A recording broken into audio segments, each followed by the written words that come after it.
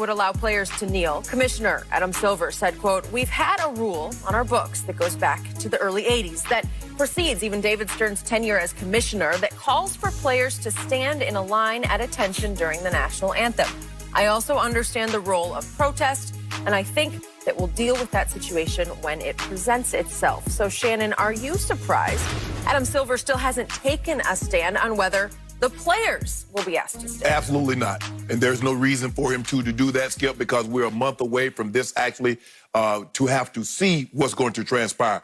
But I can assure you, as time gets closer, he will jump on a phone call with Michelle Roberts, who's head of the PA. He will talk to Chris Paul. He will talk to these big stars in the NBA. And he says, okay, guys, what do you think the best way forward to be? Now, I think ideal situation is, Skip, he probably would like to see, if we're going to kneel, let's everybody on the team kneel. He doesn't want a situation, Skip, where 5 guys are standing and 11 guys are kneeling. I don't think he wants that, but he wouldn't have a problem. But I think, Skip, this commissioner has been more accommodating to his players than any commissioners, past or present, in any sport. If he believes it'll help the continuity of the sport and to help the sport grow, okay, bounce it off me, guys. If they tell him, Coach, Commish, I believe everybody should be having to eat chicken. And I believe everybody should have a baked fish for the team meal. Guys, you really think that's going to help the league? I believe it'll help. He's going to run it by. Skip, I love this commissioner. I love his approach to things because he'll listen. He just don't shoot it down. And I love that about him. Skip, as this thing get closer and they get ready to have to play these games, and they're going to have to make a decision on how they're going to move forward, because like he said, Skip, this is on the books. This goes back to Larry O'Brien, who was the commissioner before David Stern. So I love the way he handled it. We'll address this situation, and we'll move forward. But I believe they will lack this rule, if only for this year, and says, okay, guys, if you want to kneel in protest, have at it. Okay, I agree with your conclusion, but I don't agree with your beginning, because I got to tell you, I was shocked by what he did not say when he was asked this question.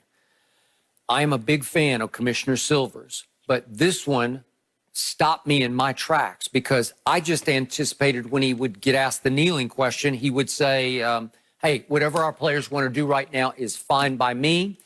Our players are driven. They are committed to keeping the Black Lives Matter conversation going for as long as we're in that bubble in Orlando. Obviously, there's been a lot of conflict. We've got 2 players today that we're waiting to hear from. Lou Williams, Dwight Howard, Clippers, Lakers.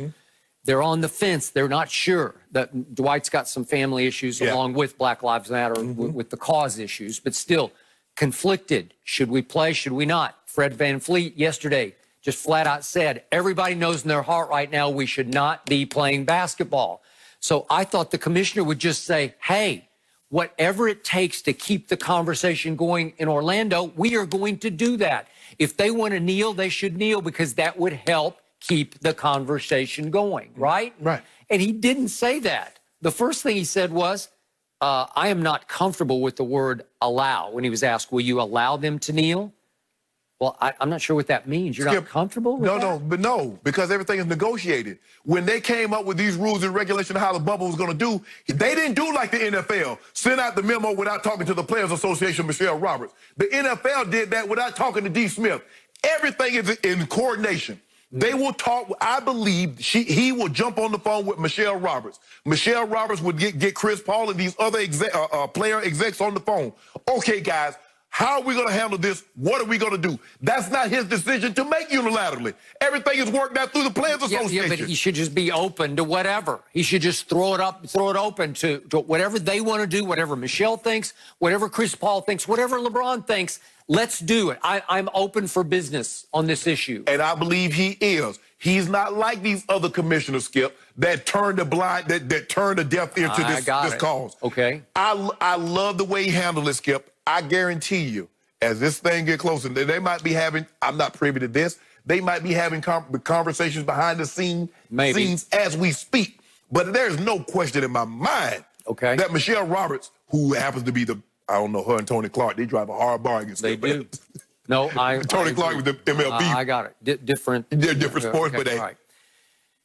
I believe that Commissioner Silver is very proud of the fact that his players have been light years ahead of the NFL players on being able to speak up and speak out on social and racial justice issues. Because long before Colin Kaepernick had the courage to say, I'm going to sit first and then I'm going to kneel to try to draw attention to something that is horrifying, which is the killing of so many unarmed black men and women by white cops. It just kept happening over and over and over again. Now we're back to 2016. Well, long before Colin took a knee, LeBron and the Heat had taken a stand. They'd done the hoodie picture in support of Trayvon Martin, obviously.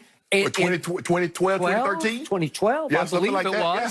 And then at one of those ESPYs, maybe 2014. Yeah. Remember, a big group of NBA superstars took the LeBron, ESPY D-Wade, Chris stage. Paul, and Melo. Yeah, and they spoke out because they are backed up and supported by their business partners, the owners of their league.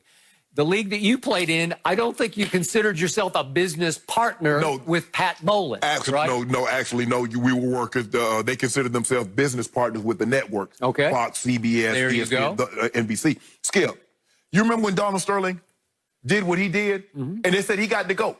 Adam Silver says he got to go. That was the first thing Adam Silver did. I guarantee you. Roger Goodell ain't gonna have that kind of pull. Them owners are not gonna say, and the owners finally said, well, he got to go. Okay. Let an NFL to do that. Skip, Mr. Jerry Richardson bailed him out because they couldn't have forced him to sell, and then nothing, and they wouldn't have made him sell. There's not enough pressure because the players don't have that kind of power because they know they're not gonna band together like they will in baseball, like they will in basketball. It's funny, Skip. I just thought about this. You know, the heads of the Players Association in each professional sport is minority, the major. Michelle Roberts, Tony Clark, and D. Smith. Okay. Good. Great. We moving. Progress? I'm gonna give them a kudos for that. Okay. Now, Skip, when I look at Adam Silver, and I had the pleasure of meeting him once. If I'm not mistaken, I think I met him at the World Series, Game 7, the Dodgers and the Astros, and just talking to him and just being around him, Skip. He's just.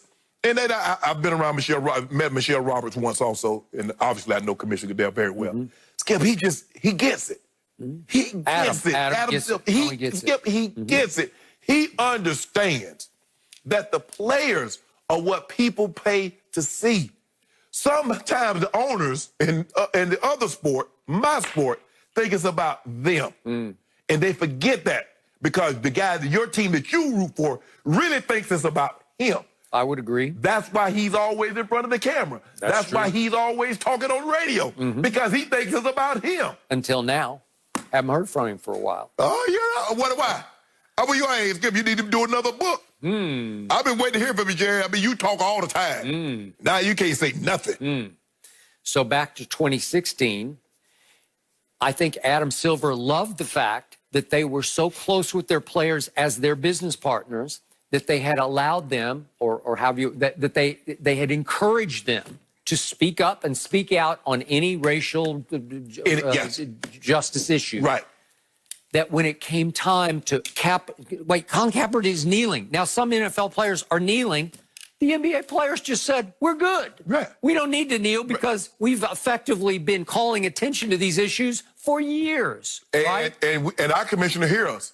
Yeah. Our commissioner has never been dismissive or anything we might have broached to him. He's never been dismissive of it. Okay. Unlike the other, now they're backtracking. You notice the NBA didn't say anything about they should have listened. Okay. Or they should, you know what I'm saying? So my point is, Adam Silver was not faced with any crisis over, wait a second, my sponsors are not going to love it if all my players start kneeling because some of them are so old school, they're going to be afraid they're going to lose customers. Right. Because some of those customers, most of those white, will say, wait a second, you can't kneel during the national anthem. I don't care what the cause is. I just don't want you to kneel and disrespect the flag. We went through all that with Colin. We Okay. did. So the point is that the NBA had no crisis because the players were all like, we're good. We don't need to kneel. Right. Well, guess what? And plus, Skip, the NBA had a policy in place in the early 80s, before the 80s, that said you stand on the line. The NFL had no policy. So in other words, they were trying to implement a policy without even negotiating. This was negotiated with the Players Association. Okay, this is what we're going to do with the national anthem. You agree? Okay, we agree. The NFL had no policy. They just said, you know what? You can't kneel. Well, some. And come behind the scenes, there were other teams that behind the scenes that we're starting to hear that discouraged and frowned upon their players if they were to kneel. One guy in particular said, "You will stand, helmet in left hand, right hand on the heart." He did. And says if you don't do that, you're not playing for the Cowboys. That is correct. Now it's funny, I have yet to hear from him today. Today, I mean, we're 5 weeks. Okay. So now comes a time that I believe will be seen historically as revolutionary when it comes to racial awareness in this country by white people for the most part. Racially aware. Let's take down all the symbols of racism, of slavery that still that got grandfathered into our society. Right. I believe because these players are so conflicted going to Orlando that it needs to be as dramatic as possible. They're each going to have a personal slogan on their back of their jerseys in place of their names. Black Lives Matter will be prominently displayed on each of the courts that they play on.